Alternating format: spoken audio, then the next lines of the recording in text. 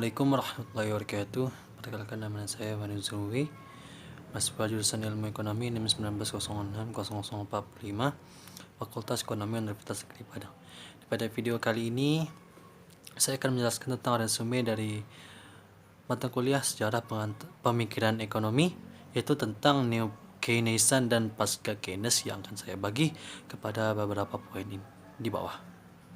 Pertama, kita akan masuk kepada tokoh-tokoh Keynesian. Beberapa tokoh yang dianggap paling penting, ada beberapa tokoh, yaitu yang pertama Alvin Ray Einstein 1887 sampai 1975. Pakar ekonomi ini dari lulusan Harvard University. Ada buku yang Hansen yang paling menonjol. Yang pertama, Result Policy and Business Guide 1941, kedua Business Cycle of Nation Income 1951, dan A Guide to Keynes 1953. Buku pertama dan kedua lebih banyak diajukan untuk menjelaskan apa yang dimaksud dengan fluktuasi ekonomi. Lalu faktor-faktor penyebabnya ialah yang lebih penting lagi mengenal cara mengantisipasi fluktuasi ekonomi tersebut. Fluktuasi ekonomi terjadi karena adanya gerak naik turun dalam faktor-faktor yang menjadi determinan pendapatan nasional. Buku yang ketiga, A Guide to Keynes, sangat berjasa dalam pengeluaran pemikiran Keynes oleh beberapa kalangan. Pemikiran itu terlalu sulit karena dicerna dari buku artinya The General Theory. Lalu yang kedua ada Simon Cairnes 1901 sampai 1985. Pada awalnya, Cairnes seorang ahli statistik yang banyak berkecimpung pada pengambilan dan analisis data, termasuk data ekonomi. Karena banyaknya mengumpulkan data-data ekonomi, ia menjadi tertarik dengan bidang ekonomi. Berat kepintarannya, Cairnes berhasil menggabung ilmu statistik dan ilmu matematika dengan ilmu ekonomi menjadi satu kesatuan yang padu. Buku yang ditulis Cairnes yang ada hubungannya dengan ekonomi antara lain adalah National Income and its Composition 1919 sampai 1938 yang terbit pada 1941, Economic Change 1953, dan Modern Economic Growth Rates, Structure and Spread tahun 1960. Dalam karyanya yang pertama, Cairnes banyak menyambungkan pemikiran tentang hal yang berhubungan dengan perhitungan pendapatan nasional. Lalu yang tokoh yang ketiga ialah John Ra Hicks.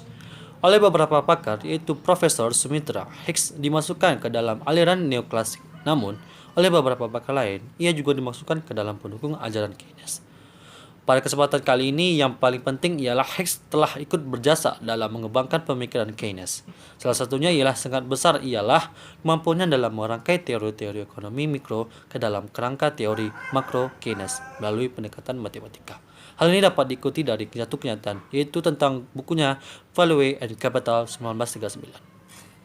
Lalu yang keempat ada Wesley Lointieff. Buku yang ditulis Lointieff antara lain Study in the Structure of the American Economy, Theoretical and Empirical Exploration in Input-Output Analysis 1953, dan The Future of Varied Economy 1976. Lointieff ini dinilai sangat berjasa dalam menyumbangkan sebuah teori, yaitu analisis input dan output. Paul Samuelson memperoleh pendidikan ekonomi di Harvard. Samuel sangat berjasa dalam melakukan konflikasi pemikiran Keynes. Ia pun mengungkapkan dengan pemikiran baru yang lebih luas jangkauannya dengan pendekatan matematika. Buku-buku Samuel antara lain Foundation Economic Analysis 1947 dan Economics 1948.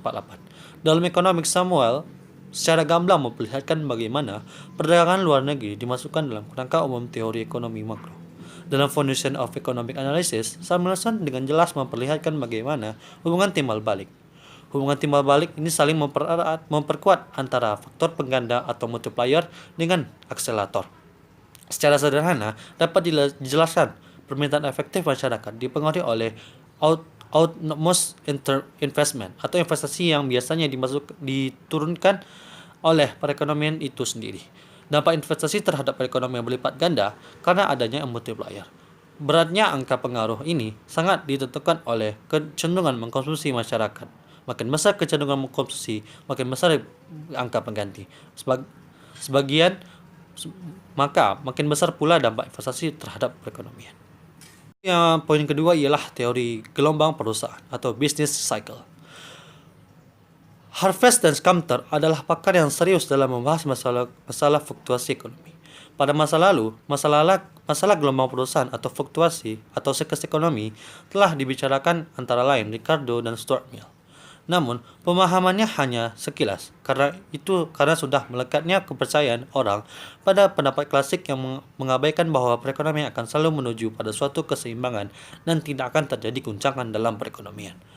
Pada pasar-pasar, pakar-pakar yang agak intensif membahas teori fluktuatif, termasuk pakar-pakar yang cenderung arti dengan pandangan klasik, yaitu Surmadi, Marx, dan Fairbairn.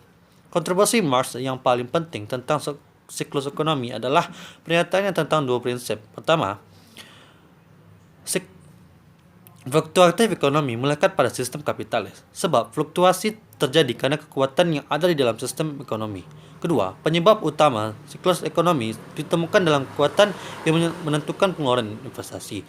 Penyebab fluktuasi sebenarnya banyak. Bagi kaum neo-Keynesian, fluktuasi ekonomi terjadi karena ada dua penyebab. Yang pertama, terjadinya perubahan dalam tingkat investasi dan rendahnya tingkat konsumsi. Lalu yang kedua, fluktuasi terjadi karena tidak adanya mekanisme koreksi yang mampu mendayung perekonomian pada keseimbangan kesempatan kerja penuh. Lalu penyebab utamanya ialah ketidakseimbangan ini adalah kakunya harga-harga, terutama tingkat upah dan mekanisme penyesuaian. Ketidakseimbangan perekonomian yang berkaitan dengan pengangguran dan inflasi menyebabkan kaum neo-Keynesian percaya bahwa intervensi dari pemerintah sebagai langkah yang koreksi. Lalu poin yang ketiga ialah tentang teori pertumbuhan dan pembangunan. Perhatian terhadap teori pertumbuhan ekonomi secara lebih serius mulai muncul pada tahun 30-an. Pakar pertama yang lebih serius mengembangkan teori pertumbuhan adalah Sumter. Dalam usia mudanya, Sumter telah meletakkan dasar pengembangan teori pertumbuhan ekonomi dalam tulisannya, yaitu bukunya The Theory of Economic Development. Bagi Sumter, pelaku utama pertumbuhan ekonomi adalah karena adanya entrepreneur. Entrepreneur bukan hanya seorang pengusaha, melainkan seorang yang mau menerima risiko dan mengintroduksikan produk-produk dan teknologi baru dalam masyarakat.